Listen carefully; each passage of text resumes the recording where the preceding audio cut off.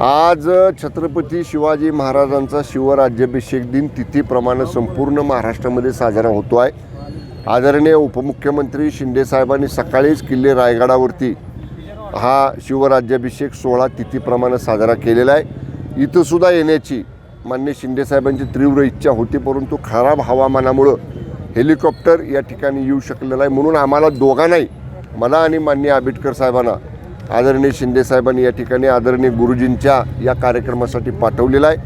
हे छत्रपती शिवाजी महाराजांचं विचार लहान मुलापासून ते वयोवृद्धापर्यंत प्रत्येकाच्या हृदयामध्ये कोरण्याचं काम जे गुरुजी या वयात सुद्धा करतायत, या त्यांच्या शिवकार्याला आदरणीय शिंदे साहेबांनी पूर्ण सहकार्य आता याच्यापूर्वी केलेलं आहे आणि इथून पुढे सुद्धा त्यांचं सहकार्य राहील अशा पद्धतीचा संदेश हा आमच्या दोन्ही मंत्र्यांच्या जवळ गुरुजींसाठी माननीय साहेबांनी दिलेला आहे। बघा, मी पहिल्यापासून आपल्याला सांगत होतो की शिवसेना पक्षाचे मुख्य नेते आदरणीय शिंदे साहेबांच्या नेतृत्वाखाली दिवसेंदिवस वाढत चाललेला आहे। आम्ही 80 जागा लढलो विधानसभेला महायुतीमध्ये आणि त्यातले 61 निवडून आणले। आता आपण पाहिलं, माननीय चंद्रहार पाटील दादा हे उबाटाचे लोकसभाचे उमेदवार होते, पण ठीक आहे, जय पराजय निवडणुकीमध्ये होतो, त्यांचा झाला पराभव। त्यांना विचारलं सुद्धा नाही पराभवानंतर की बाबा पराभवाची कारणं काय, त्याच्यासाठी काय उपाययोजना करायच्या किंवा त्यांना संघटनेमध्ये कशा पद्धतीने जबाबदारी द्यायची। आता चंद्रहारदादांची माझी लोकसभा निवडणूक झाल्यानंतर 4 वेळा भेट झाली, माझ्या बंगल्यावरती आले मुंबईला। तसे माझे जुने मित्र आहेत। नाराजी होती त्यांच्या मनामध्ये की कुणी साधं विचारत पण नाही ह्या पक्षामध्ये, म्हणजे निवडणुकीपुरतं आम्ही चाललो आणि निवडणूक झाली की आम्हाला कोणी विचारलंच नाही।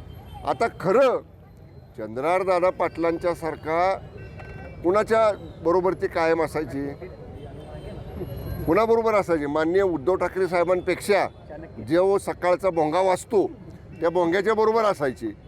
आता खरं आज मला आता शंका येते, चंद्रहारदादांचा प्रवेश झाला की उद्धव साहेब पहिला प्रश्न विचारतील 9च्या भोंग्याला की हे कसं झालं। त्यामुळं आता तुम्हाला सांगतो, चंद्रहार पाटलांचं कुस्ती क्षेत्रामध्ये चांगलं काम आहे, चांगलं कुस्ती संकुल ते स्वतः त्या ठिकाणी त्यांच्या गावामध्ये उभं करतात, त्याच्या बाबतीतलंही त्यांनी मला माहिती दिली। तर नक्कीच आदरणीय शिंदे साहेबांच्या नेतृत्वाखाली माननीय चंद्रहार पाटलांचा योग्य मान सन्मान शिवसेना पक्षामध्ये राखला जाईल। भोंग्याला कंटाळूनच त्यांनी शिवसेना सोडल्या, म्हणजे उबाटा सोडल्या असं वाटतं। असं मी आत्ता जे आपल्याशी बोललो त्याचं कारणच ते आहे की हा अनावश्यक भोंगा आहे।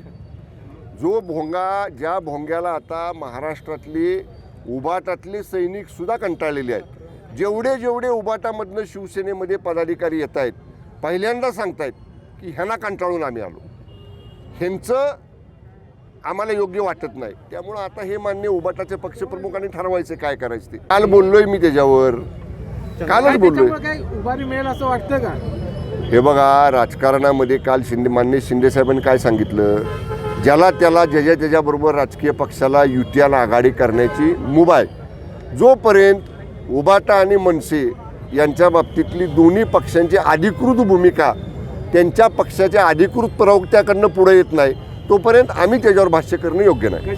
म्हणतात एकनाथ शिंदेने पण एकत्र यायला पाहिजे। जोपर्यंत मनसे आणि उबाटाची अधिकृत भूमिका बाहेर येत नाही, तोपर्यंत शिवसेना म्हणून आदरणीय शिंदे साहेबांच्या नेतृत्वाखाली आम्ही आमची भूमिका योग्य वेळी त्यावेळी मांडू। ओके, धन्यवाद। शिंदेसोबत गेले म्हणजे हे संजय राऊतांची नाचक्की आहे।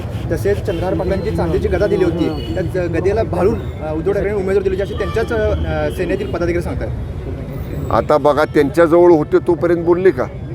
चंद्रहार पाटील उबाटा गटामध्ये असताना का नाही ह्याचा उल्लेख त्यांच्या लोकांनी केला?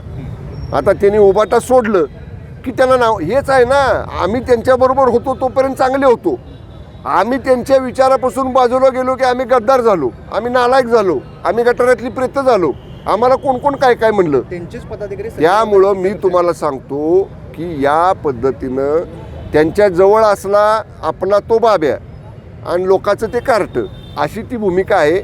त्यांच्या पक्षामधले लोक कोणाला काय म्हणतात नाही ह्याचा आम्हाला विचार करण्याची गरज नाही।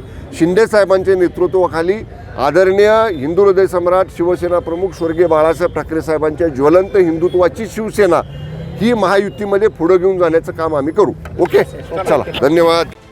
देश विदेशातील प्रत्येक घडामोडींचे लाईव्ह अपडेट मिळवण्यासाठी आता साम टीव्हीच्या सर्व सोशल मीडिया प्लॅटफॉर्मला लाईक, फॉलो आणि सबस्क्राईब करा. तसंच सर्व नोटिफिकेशनसाठी बेल आयकॉन प्रेस करायला विसरू नका.